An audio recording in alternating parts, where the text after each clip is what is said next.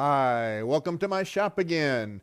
Well, today we found a special piece of wood, a piece of spalted maple that I'm going to make into this natural edge bowl because of the grain and the color. So we'll go through the bowl process. I've got a piece of maple that came down near me. The county was trimming back some trees on a road and had a lot of spalting in it. That color went all the way up through a large part of the tree. So we'll have a bowl now with a natural edge and the bottom being down here so that there'll be a nice ring around of white sapwood and then the contrasting spalted color down in the middle of the bowl. And I've made it, this is about 8 inches, 8.5 inches wide and about 10 inches long, so that it'll be a winged natural edge bowl.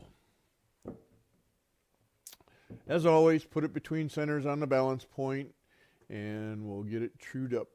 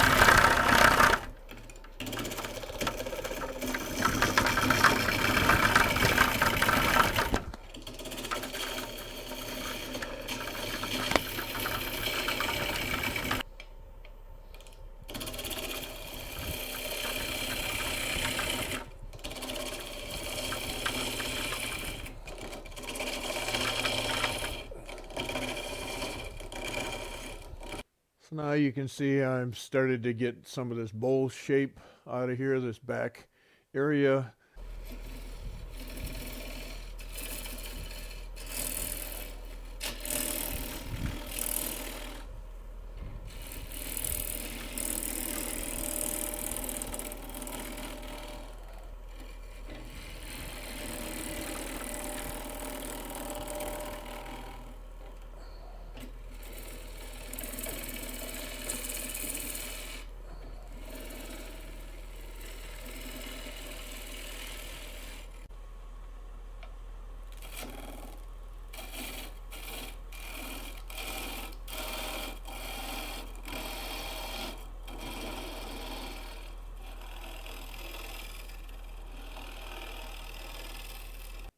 Use Cindy's light to see I've got a little taper in here so that when my faceplate seats, it's going to seat around the outside and not have a hump in the middle. So I'm good there. All right, one of the key things that I did here off camera, but I'll explain it. I want to make sure that this natural edge is balanced, and that makes the character of the color balanced also. So because of the natural edge, it's hard to point at. So I have a laser here, and I can point at this edge here, and I can roll it over here, and it says right on there to there, so that top edge is balanced. I can also go down here to the bottom edge. Look at that one versus that one. I maybe an 1/8 of an inch off here, which is good. That's not a problem at all. Pretty balanced. And that's going to make this color balanced and the natural edge balanced. So I'm accomplishing two things at once here. On the lathe, I prepared for the glue block after I established my axis and then put it on the glue block with CA glue. So now I've got a good strong grip on this. I can shape the outside first. Got my handle way down with a pull cut, so I'm using the grain axis to go downhill to the fibers from the bottom out to the rim on the outside. Chew this up. Can't see it out here because it's all air spaces from that camera angle. Let's clean this up down here a little bit. Make sure I can establish my Nice rounded bottom down in here. Gotta go slowly so we don't bounce into those air spaces.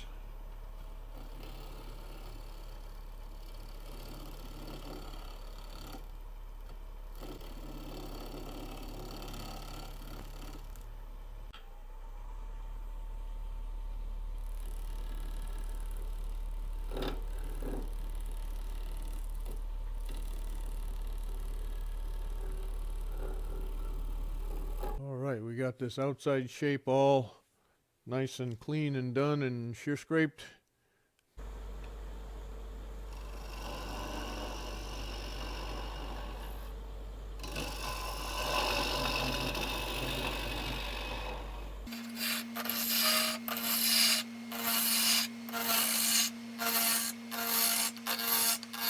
Line up the bevel first. Make sure I'm heading in the right direction. Back out, move it over, take another cut. See now how I'm slowing down when I'm getting into some final cuts, not roughing out now, I'm shaping. So I slow the pace that I move across the tool rest down. It gives me a cleaner cut. Woo! Perfect. Dead on. Uniform. So I'm going to take one more cut now, about half of this, and so I'm going to grab a brand new sharp edge. I'm lucky I have multiple tools here, so I just put the dull one down and pick up a sharp one. Don't have to go to the grinder right now. Okay, line up the bevel first. Back out, move it over. Just take a nice slow pace with a brand new sharp tool. And I'm watching that shoulder, swinging my hand a little bit with a curved line and keeping a uniform wall thickness. Beautiful. See how I did.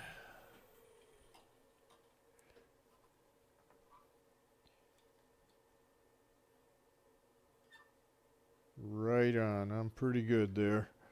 I'm 1/4 inch thick, which I think is going to be good for this.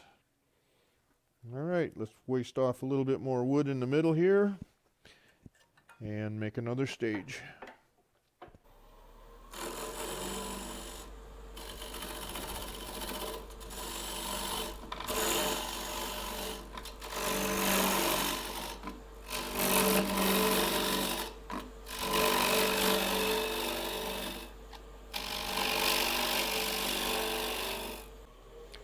Now I'm going to line up my bevel with the first stage and go through the second stage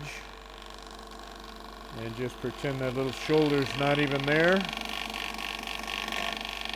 Slowly, sharp tool.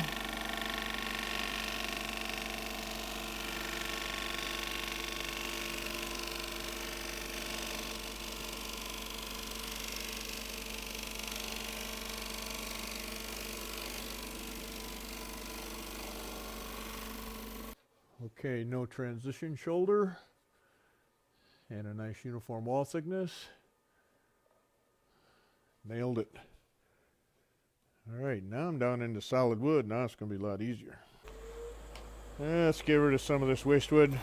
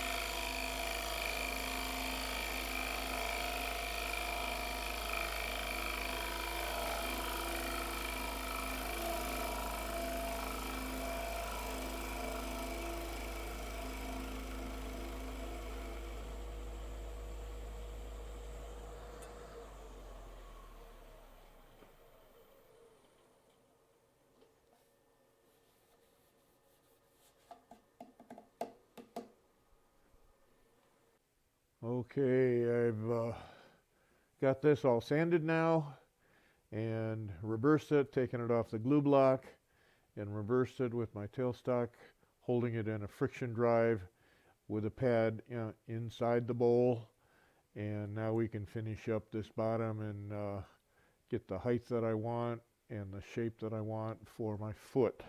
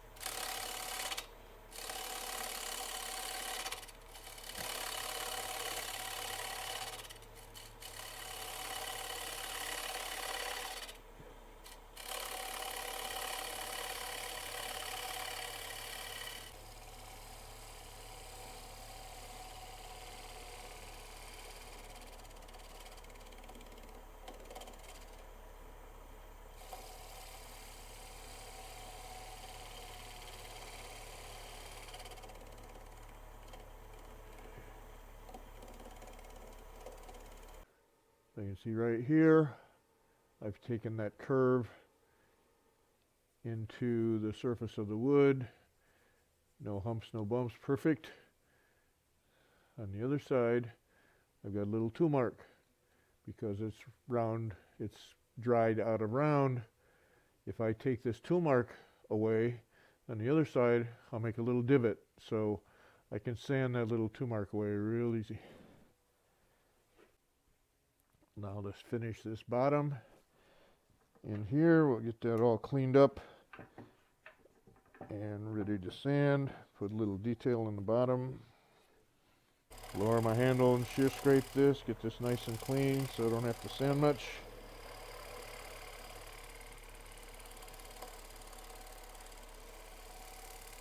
I've done this whole thing so far with a bowl gouge. Now I'm going to take a spindle gouge because it's got a steeper angle and the wings aren't in my way. I'll just make a little detail in here, just roll a little bead. Same methods though, bevel first. Line up my bevel. Get a little whisk of a shaving and then roll my bead forward, swing my handle away from me, close my flute a little bit to make a bead. When I do that, I'm going to rough up that leading edge a little bit. So I'm going to come back the opposite way now and clean up that back side. I got a nice crisp little line there. So now we're going to sand this bottom and take that little nub off the lathe, and we'll put some finish on it and show you what it looks like. Now the big reveal.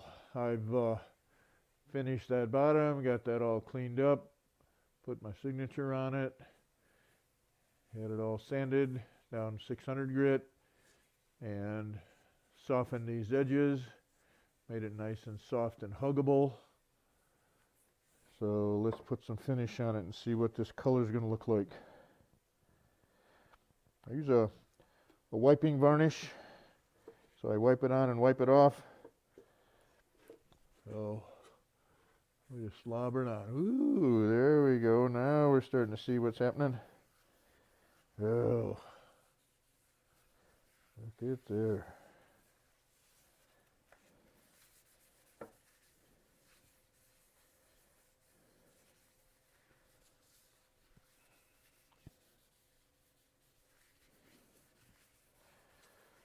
Slobbered on, slobbered on.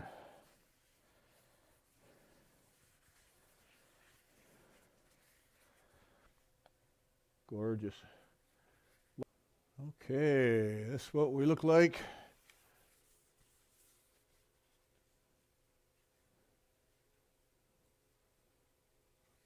So we get through the plain bowl project with a very special piece of wood that looks pretty spectacular. So very pleased with that, and Thanks for watching. Please support my sponsors. They help make these productions possible. And keep an eye on my website for live interactive remote demos that we're producing also. So you can be live with me and ask questions. See my website for details. I'll put a link in the bottom for the IRDs. Thanks. See you next time.